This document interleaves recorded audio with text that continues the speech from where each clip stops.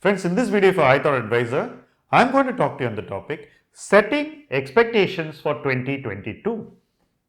It's very important to know how we can make a year better for ourselves, especially if there is every likelihood that it will be a tough year where others may find it difficult. Because if we view it differently from others, and if we see that it will be a difficult year and a very different year, we tend to be better prepared for such a year. In my view, 2022 is going to be far more different and difficult than 2021. Two good years where whatever you did became successful. Post April 2020, anything and everything that an investor tried has become successful as long as the investor did not come late to a party. For example, if you went and bought a Bajaj Finance at 8,000, then you invited trouble into your portfolio. But outside of doing things like that, if you are cautious and you are a contrarian and you are correct in what you did, every little thing that an investor did has led him to a better place, and this has happened for 2 consecutive years. Okay. Here we are at the threshold of a third year. What is the likelihood that the third year will also be like this? In a secular way, I don't expect 2022 to be as easy as 2021 or the second half of 2020. It's certainly going to be tougher. Why do I say this? On the one side, you have the US economy growing at a very healthy rate and also seeing the threat of inflation raising its head. Clearly, America needs to battle inflation sometime now. It should be sooner than later. When America battles inflation, we will have to see how global investment flows change. So, in that sense, India may see a very different year from the perspective of global flows. It could be a more challenging year or it could even be a rewarding year. It all depends upon how the world views India. Now, investors within India also have a very different view of India itself.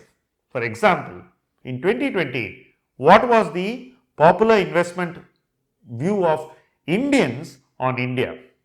We thought the economy was not going to get better in a very long time. That was our first reaction to COVID. Not wrong at all. We had no evidence that things are going to change fast. But what is the investment view we took arising out of that economic view? We thought that we should invest only in super safe companies like FMCG or some companies in the IT sector. So, we were actually thinking of a very narrow universe and everybody was chasing only those stocks.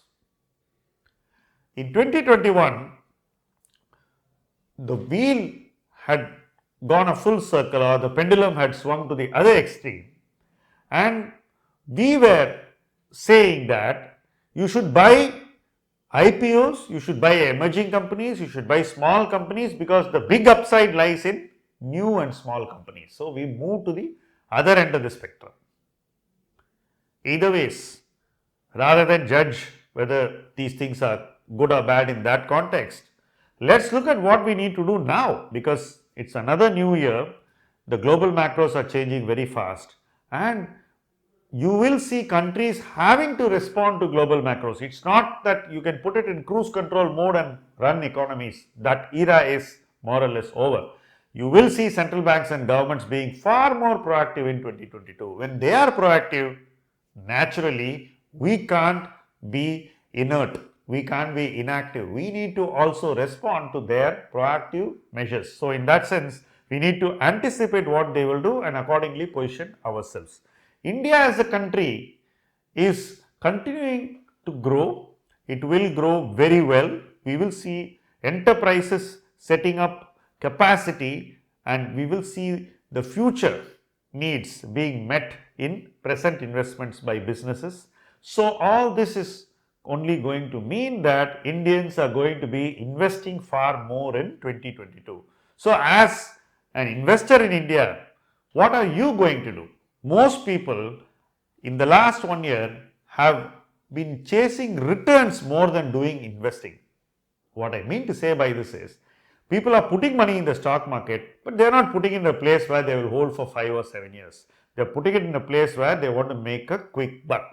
That explains the IPO boom and how millions of people are betting on every upcoming IPO. Grey market premium has become the de jure indicator for people. It's the first thing they look at every morning and not SGX. So, in that sense, we have been doing more trading. If you look at the kind of themes we bought in the secondary market as well, I believe that it's more trading oriented. Though people like to believe they are buying chemical stocks for the long term, I think the smart ones are only going to be trading. The rest, less said the better. Effectively, we have not invested more. We have traded more in 2021. My point is that in 2022, we need to move out of this mindset and we need to come to a state of mind where we are going to invest more. We are going to put money in places where we are willing to sit for a longer horizon. Why do I say this? I say this because this flipping and short-term oriented trading is not going to help. At some point, it's going to lose steam, lose momentum, and also stop delivering returns. In fact, it may even go to the other extreme and start putting losses on our plate. Before that happens, one should get out of the trading mindset and get more and more into an investment mindset where you buy something and you're ready to hold it for a few years. So, focus on investing more. That's the first thing we must do in 2022. When I set expectations, I want you to trade less and invest more and focus on investing more. These are the first 2 points that I want to emphasize in this video. Now, the third point, I am getting low returns in fixed deposits. It's meaningless to me. It doesn't even beat inflation. So, let me take more risks. This has been the overarching psyche of most investors. So, I see people jumping all in from fixed deposits into small cap. Why? You want to improve your returns and you also think that those returns are very, very lucrative. Yes, when you look at the last 18 months, they are more than lucrative. But now, what matters more? That's the third point I want to emphasize upon. I believe that in 2022, safety matters more. You need to buy investments which are safer. Rather than buy a small cap, you may buy some of the big laggards in the Nifty which are out of favor temporarily. One obvious thing would be auto, but there are plenty of them. You would even be finding a HDFC group company in the set of laggards in 2022. So, you might as well look at leaders in their businesses, those you can trust on the merit of governance in that list. So, you should basically reorient yourself and try to buy businesses which are safer in the long run. Safety matters. Now, to the next point. Sir, I have been aggressive in these last 2 years and I made fantastic returns. This is something most people tell me. In fact, many of our investors who are our clients tell us, oh, you guys are conservative. I am doing on my own and I am doing better than you. Sure, I recognize that they are doing better than us and it is not surprising to me because they are taking more risk. They are being more aggressive than even their own risk profile permits them. As investors, you have the luxury to do that. As an advisor, we don't have the luxury to do that. We have to stick to your risk profile. So, understand that in 2022, sticking to your risk profile is probably a better idea than going all in and playing well outside the crease, because someday you are going to get stumped, and the important thing is that you don't get stumped by Mr. Market, who is waiting behind the wickets to stump you in a flash. So, that is something you need to understand, and what you need to bring out from that understanding is that you can't be aggressive in a secular way. You need to be very, very selective in your aggression. I know a lot of you have been aggressive all the way, but now you need to pull back from your super aggressive stance and you need to moderate your aggression to a place where you're going to be very selective in your aggression. So, that is something that is very, very important. The next point which I have seen in a lot of people is that they are always waiting for a correction. To buy, they want a correction. To sell, they want a further rally. So, most people are sitting in super aggressive parts of the market without doing anything. When the stocks rise aggressively on the upside, they don't sell. They're saying that, oh, I'll wait. I saw people holding alkylamines telling me at 4,500 plus, oh, long term, I'm going to hold it for 10 years. I couldn't say anything because if somebody is so confident and super aggressive, you have to allow them to just enjoy that aggression. But advice clients are our responsibility. It is our responsibility to tell you that you are not doing the right thing. If somebody whom I'm not professionally obligated to is doing something, I need not step into his terrain and tell him something which he doesn't want to hear. But I won't say that with our clients who are coming to us for advice. We need to tell them that you should not be super aggressive. You need to tone down your aggression and you must only be selectively aggressive in safer parts of the market.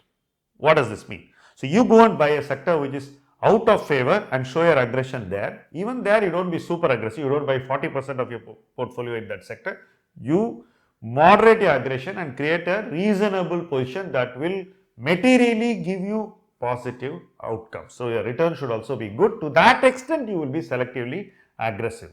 Overall, it's going to be a very interesting year, a very different one. In some parts, a very difficult one as well. Expect these things. Accordingly, please orient your investing and prepare your psyche for a year when you need to be different from the previous ones. You need to be more patient, you need to be proactive, you need to invest more and you need to prepare yourself for every decision rather than enjoy the decisions as they come to you. Okay? It was so easy to invest in these 18 months. Naturally, it cannot be that easy for a very long time, and that is what experience has taught people like me, and that is what I want you to remember in 2022. We really are grateful to each and every one of you who have stood by us during these difficult times, who have understood why we are being cautious in times when you need to be cautious, to understand where we are telling you to be selectively aggressive and participating in every one of those opportunities. That is something we are eternally grateful to you for, and we hope that you benefit from such participation in 2022 and well beyond that. Thank you very much.